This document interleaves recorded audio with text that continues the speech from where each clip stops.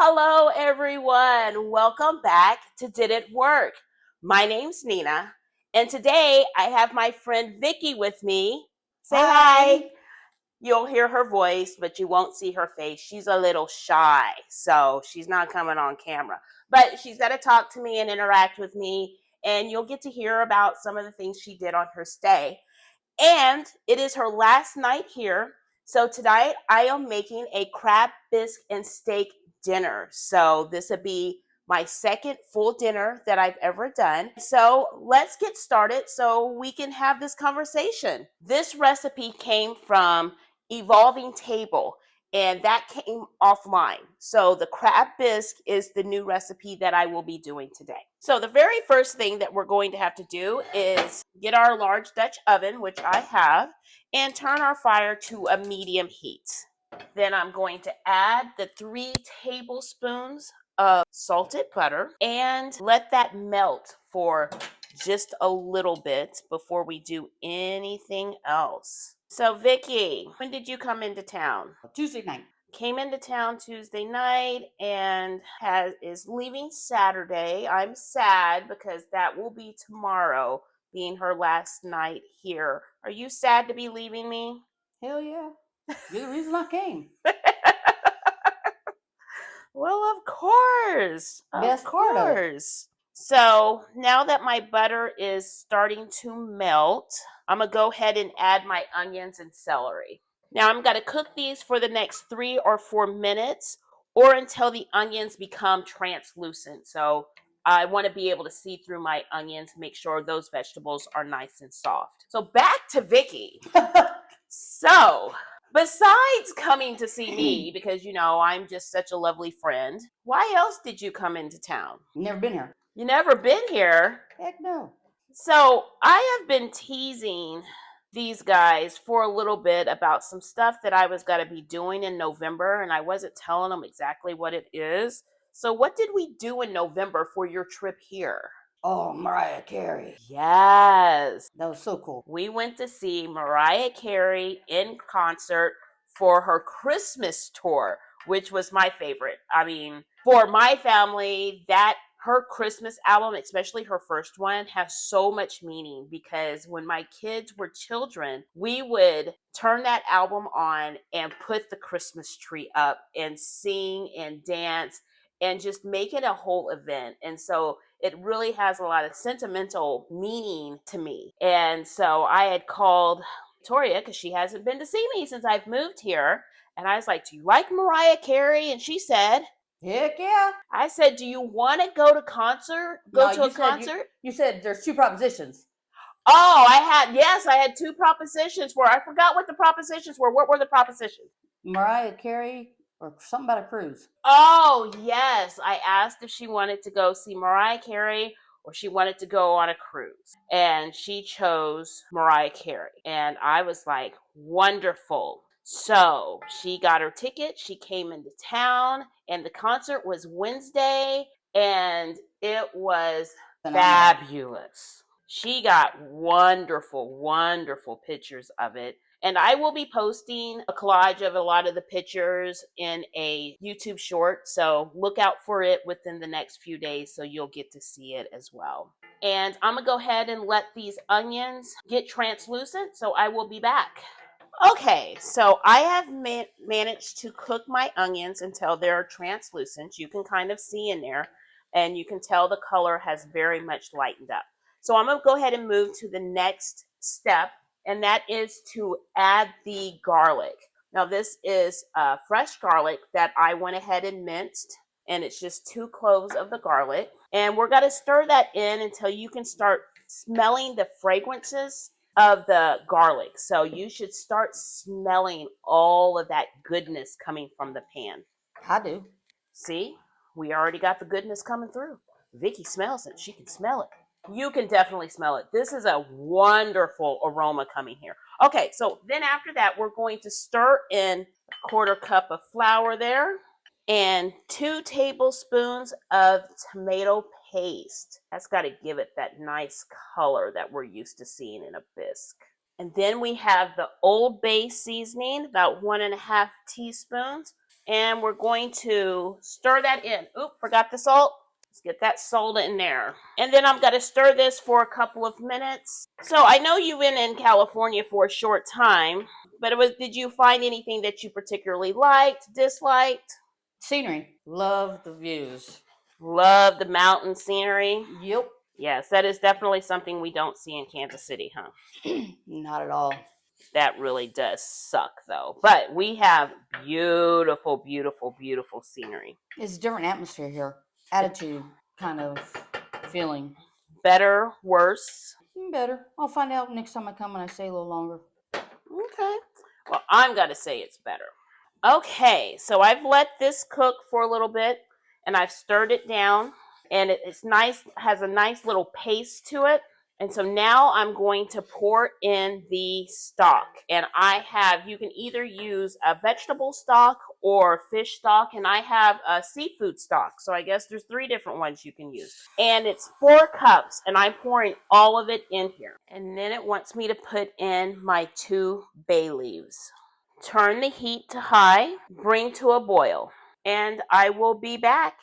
Okay, as you can see, this is now at a boil. So we're going to figure out what we do now. So we are going to reduce the heat to low now that it's boiled, cover and let it simmer for about 15 to 20 minutes. So that is what we're going to do so all those flavors can get together. So while the crab bisque is doing its simmer for the next 15 to 20 minutes, I'm going to go ahead and start the steak. So what I have in here is some butter, some rosemary, and I'm letting that all melt down together. Then I'm going to just season my steak with salt and pepper. That's it. Generously season my dry steak. So if your steak is wet, get a paper towel and pat it dry. My steak is also at room temperature so that I can hopefully get a nice crust on it. I am warming my pan on high because I want my cast iron skillet to be hot. Just got to push in those seasonings on there, and then I'll season the other side. I also added a tablespoon of bacon grease, bacon drippings in here, and that is just to give it flavor. You don't have to do that. The butter is fine, or you can use olive oil, canola oil. But I like flavor, and adding bacon grease gives my food just a little bit more flavor. Once this heats up, because I want this hot, I want to hear it sizzle when it goes in that pan. So I'm going to give it a little bit more time. While I'm waiting for that to happen, I'm going to turn my oven to 350 because I'm also going to start prepping, getting my Brussels sprouts in the oven so they can start cooking. So while this is heating up, I'm going to start doing that. Okay, so my skillet is hot and you're going to hear it sizzle. You ready? There we go. Now I'm going to season the other side, and I'm going to let this cook on this side for about 5 minutes. So I'm also, while this is cooking, I've cut these in half, the Brussels sprouts, and I'm just taking the loose leaves off of them to make them look pretty now. And then I'm going to rinse them off again after I take those loose leaves off of them. Now, after I've got my Brussels sprouts cut in half, took the leaves off of them, and rinsed off, I'm just going to throw them in another cast iron skillet. And then I'm going to get some bacon, and I'm going to chop it up in small pieces, and then I'm going to throw it in the oven. So I got my bacon in there, and I'm going to throw this in the oven for about 20 minutes. I'm putting all of the halves on the actual cast iron skillet because I want them to kind of crisp up on me. Now it's been about 5 minutes, and I'm going to take my steak and I'm going to flip it over. Look at that crust that I got on there. That is absolutely beautiful. Now I'm going to let this cook on this side for about another 3 minutes, and then I'm going to take it off. I'm going to check the temperature, and then I'm going to take it off and let it rest. It's been 15 minutes. I'm going to check my crab bisque to see how we're doing with it. It has simmered down quite a bit. It has thickened up, as you can clearly see. So I'm going to remove the bay leaves. So I'm going to fish those out. I only had 2 of them. There's 1. There's 2. And it tells me to pour in my half and half, 1 cup. That is an absolutely beautiful color. And it tells me to put in my lemon juice from half of a lemon, and I'm just stirring that together. Now I'm going back to my steak. I'm going to check the temperature on my steak because I think I'm going to let it rest for the rest of the time that we're cooking. Okay, looks like I've got it the temperature that I want, which is about at a medium. So I'm going to just take this out and put it on a plate. All I'm going to do is let it rest. You never want to just cut into a steak as soon as it comes off the fire because you're going to lose all the juices and the moisture in the steak, and you don't ever want to have a dry steak. We're going to continue the crab bisque. So now I need to puree the soup until it's smooth. I have my immersion blender. Still not sure if that's the name of this thing, but it's still what I'm calling it. I have it right here, and I'm going to just blend. So here's a story about this crab bisque. I don't know if I have made this crab bisque before, but I have made a crab bisque when my brother Sean was sick. There was a period of time to where he could not eat solid foods, so everything he ate had to be liquid. We were having our first family dinner since he had been sick, and the kids wanted steak. Well, obviously, Sean couldn't eat steak, but I didn't want him to feel like he was missing out because he's eating like chicken broth or something. And so I Googled a recipe for crab bisque and I found one. I don't know if it was this one. And I made him a big pot of crab bisque.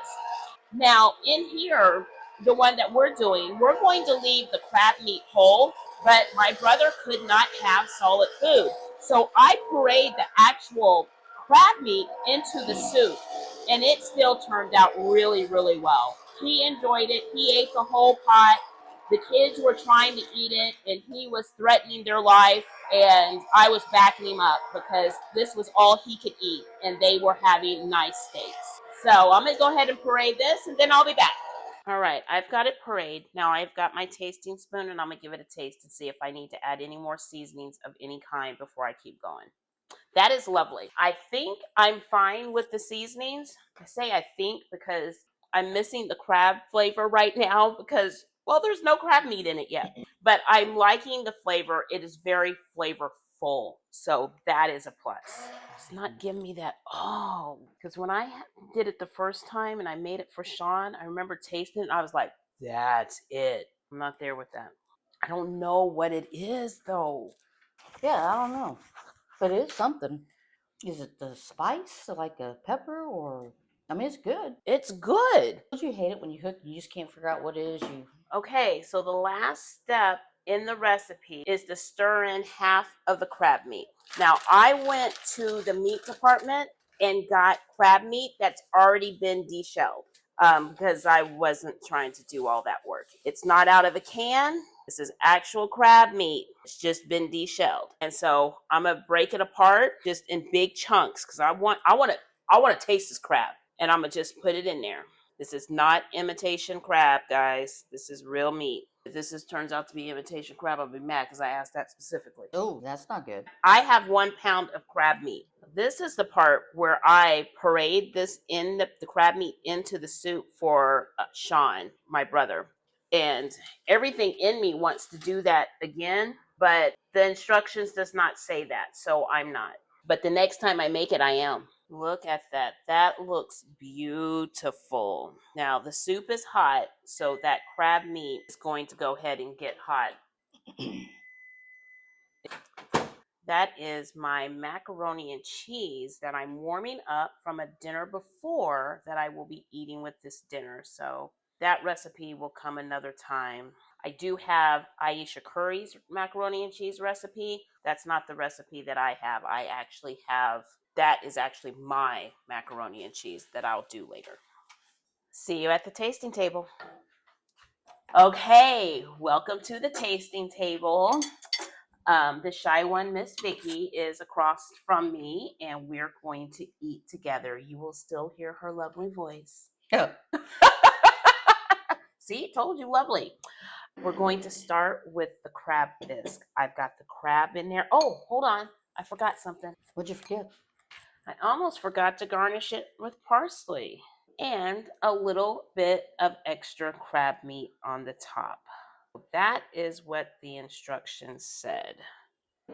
Okay, so first let's taste this crab bisque. Again, you can taste the lemon, the crab, the tomato. Tomato paste, yes. Okay, so far we got one. It worked from Vicky. I'm not mad at this. This is really good. I can actually taste that fresh parsley too. That's nice. So the difference that I did with my brother is I actually pureed some of this crab meat in there. And I think if I made it again, I would do that again. That way I actually have more of that crab taste in the actual soup part of the bisque and not just the meat part, even though the meat part is really good. It's creamy. That Old Bay seasoning does something, brings out that seafood part of it. So this is really, really good. So I'm gonna move on because we're gonna get a whole plate here pretty soon. We're gonna eat a piece of this steak. Hopefully I didn't overcook the steak. This is a T-bone steak. Okay, so I've cut into the steak and look what we have. That is perfect for me. That is a nice, I think, medium. That does look really good. Coloring to it. Okay, let's just get one piece of this and do a quick tasting. I heard that crunch. Did you hear that crunch when she bit into that steak? Nice crust. Flavor good? And juicy. And juicy. We don't have a dry steak. Mm. I love the taste of steak, which is why I only seasoned it with salt and pepper, because that enhances the flavor of the steak. Okay, so let's try these Brussels sprouts. See what they taste like. They melt in your mouth. Oh, Vicky's already tasted some and she says they melt in her mouth. And they do. I have a little bit of a crisp on them from where I had them in the oven and they crisped up. I didn't put much seasoning on them. I didn't put any seasoning on them because I used the bacon as the seasoning. Especially didn't put salt on them because I didn't want to be overly salted because of the bacon. But you could put more on there. That's up to you, as I always say. I don't know what else to say about Brussels sprouts besides Brussels sprouts or what they are. We also have macaroni and cheese that I had from another dinner, and we're eating it. Not doing a tasting on it because you did not see how I made my mac and cheese. Did this work? The crab bisque is the one that we're trying to figure out if it worked.